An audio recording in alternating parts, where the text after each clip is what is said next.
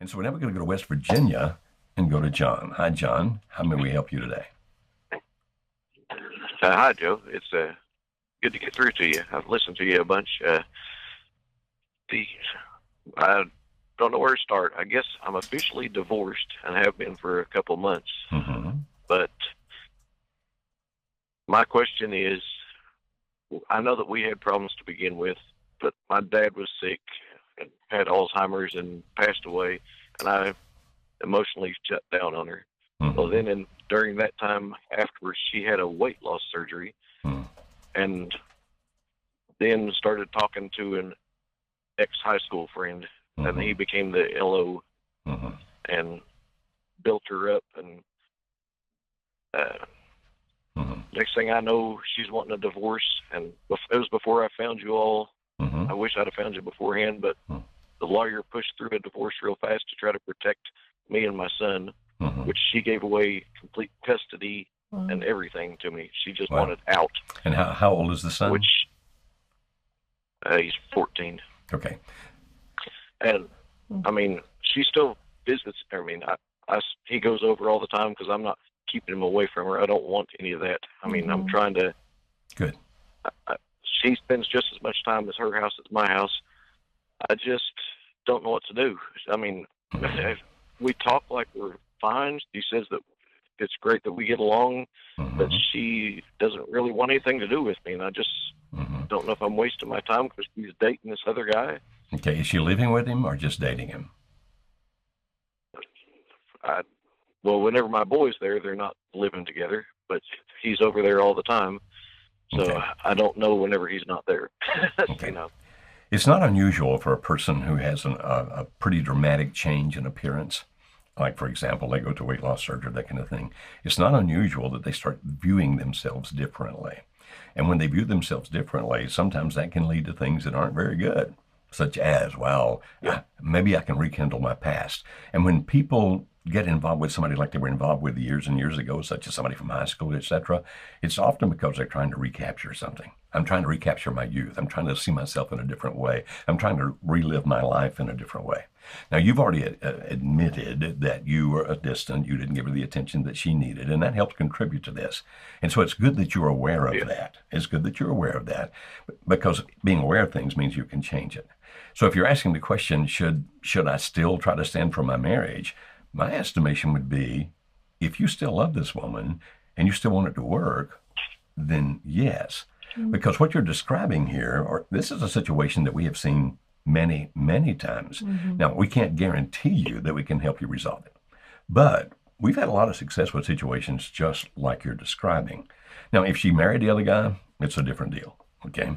But the fact that she's still interacting with you, even though she doesn't want that kind of relationship with you, the fact that she's still interacting with you, at least in any level, is actually a good sign, right, Kimberly?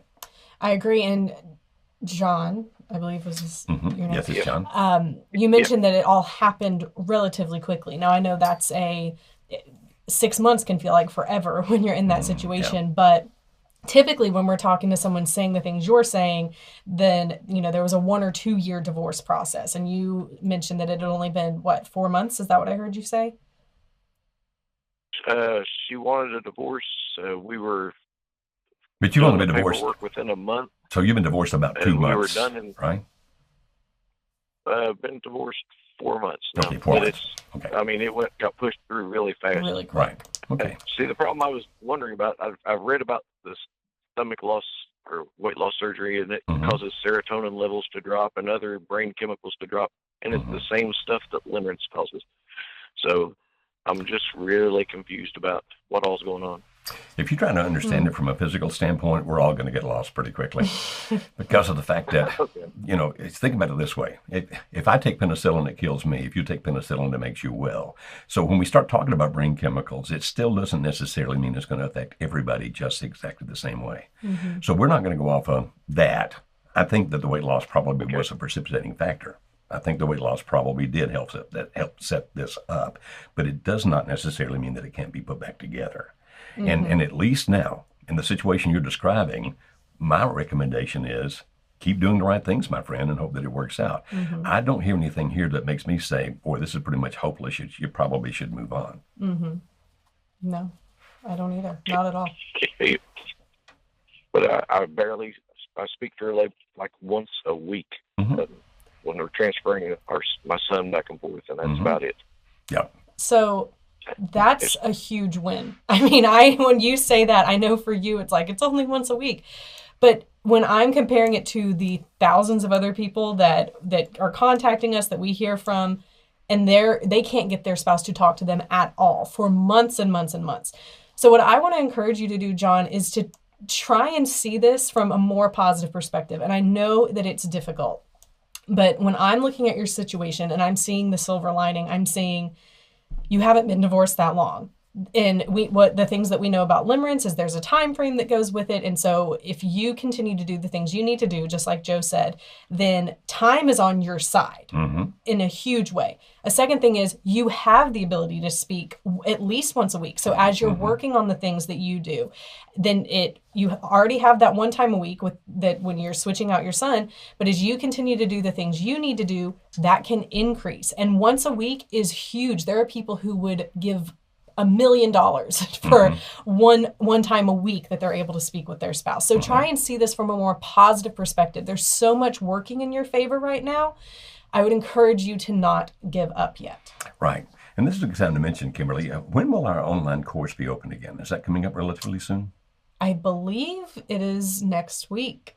You think so? I think so. I mean, you're the CEO. You're supposed to know these things. But I'm jet lagged. And I'm going to use that for the next month.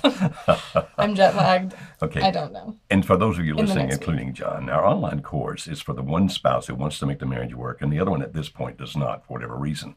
And the online course has like 10 weeks worth of material that you go through and can kind of guide you on, okay, so what if I only have a one-a-week conversation? How can I continue to do the right kind of things that leads to a possibility of that conversation becoming more open, more honest, so that it can lead to other things.